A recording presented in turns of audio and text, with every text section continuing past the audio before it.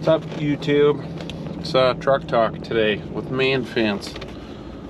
We're headed up to a job to go start on the reassembly of like a little cat motor out of a loader.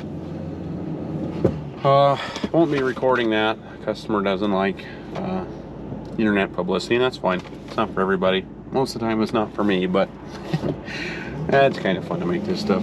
Anyways, what we're talking about today is the there's kind of a rumor going around the internet, I've realized, of about the 7.1 liter Cummins, and that Dodge is going to debut a 7.1 liter Cummins, because there's a rumor that GM will come out with an 8.3 Cummins too, or not 8.3 Cummins, but 8.3 Duramax. That one I don't know much about, but the Cummins I just don't see. That's just in my opinion, that's a rumor.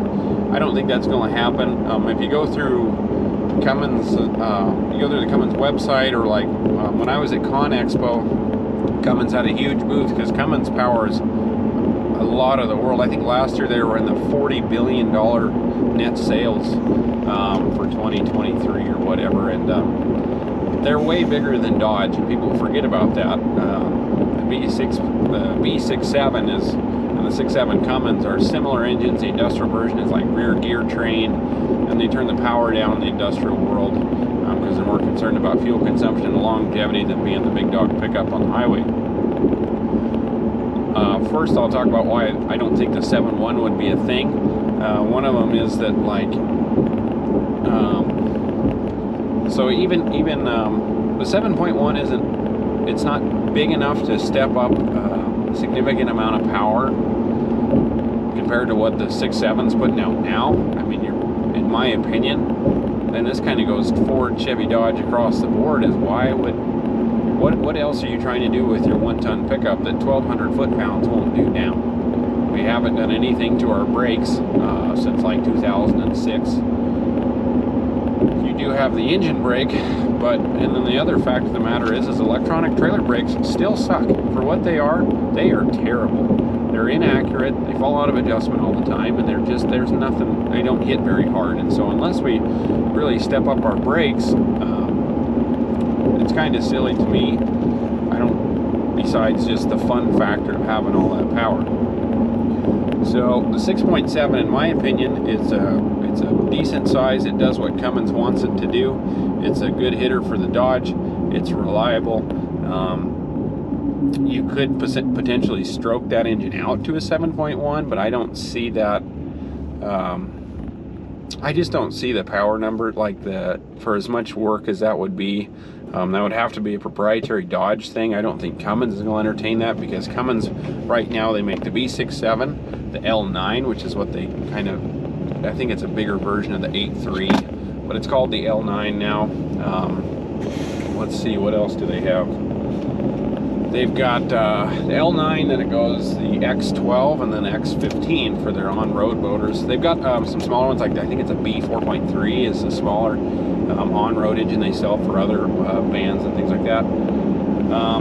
But then as far as, but even the L9 is set to go away in 2 years. The L9, the X12 are going away, and they're coming in with I think it's called an X10. It's a 10-liter size, and it's supposed to cover that pretty much 350 horse to 400 horse range, and then the X15 will take from the 400 to the 600, and so on and so forth. And the B67 handles the 150 to the 350 range. And then, same thing, I kind of would argue this with the GM product as well, with the 8.3, is you're just getting bigger and heavier, and why? I don't know. It sounds like they're trying to get their towing capacity up and up and up. And I don't know if I believe that the consumer market's there for that. Like, honest to goodness, what is there anything the pickups can't do today that you don't want to do with a pickup? You start getting to that 40,000 pounds on a trailer, and I want a semi-truck. I want big commercial tires. Because the fact of the matter is that power is only going to be for that 3,500 and that weird 450 size that they sell that still has the full power, but it's 450. But the 550s and 650s, they're federally mandated at a 325 horsepower like stop, right? So the 8.1 probably is not going in the 5500 or the 6500 Chevys, or 8.3. And same thing with the Rams. The 6.7 has more than enough power, and it's proven itself to be reliable at that 325 horse that you're mandated at the 550s and larger, and 4500s. There's going to be no benefit to the bigger stroke or the bigger bore, or just the bigger, you know, displacement. So I think that's a lie. I think someone's hee-hawing around on the internet. I don't think that's going to come to fruition, and I just don't see where the 8.3 has what the 8.3 is going to bring to the market that they're not getting done already. Right now, GM is still working out the problems on the 10-speed that they have. It's proven itself to be a piece of junk. It can't handle the power that they already have, and there's a lot of transmission builders that are comparing it to the reliability of the 68 RFE, and that is that sets the bar for bad heavy-duty pickup truck transmissions. So I don't know if this helps anybody, but that's my 2 cents. Other interesting Cummins things that's happening is, and I saw this at ConExpo, is Cummins and Caterpillar and all these other industrial engine manufacturers, they are turnkey ready for hydrogen right now, and that's our cleanest fuel source and available fuel source. But it doesn't seem like the government wants to entertain that. They want to keep pushing electrics, which is it's not feasible at this time. It's just not. That's a discussion for another day. I can ramble on about that for years. But and then the other one that's kind of fun is, so they're coming out with a B67 octane, so a gasoline, turbocharged gasoline version of the straight 667 diesel that we're familiar with will be available in the medium duty market. Dodge is not going to offer that. Dodge is trying to push that Hurricane 6, which I'm kind of leery about too.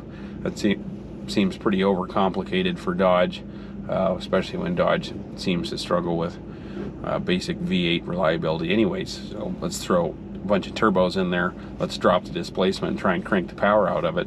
And then you get Dodge intertwined in that, and it's like, that's not really a recipe for success. But you never know, time will tell. But yeah, it's kind of neat that they're coming out with the gasoline version. I think these city vocationals, and it was the ratings on it is like it's over 650 foot-pounds. It's a lot of snot for a gas motor, so that's kind of cool. But anyways, short quick video today on kind of internet rumors. Thanks for watching.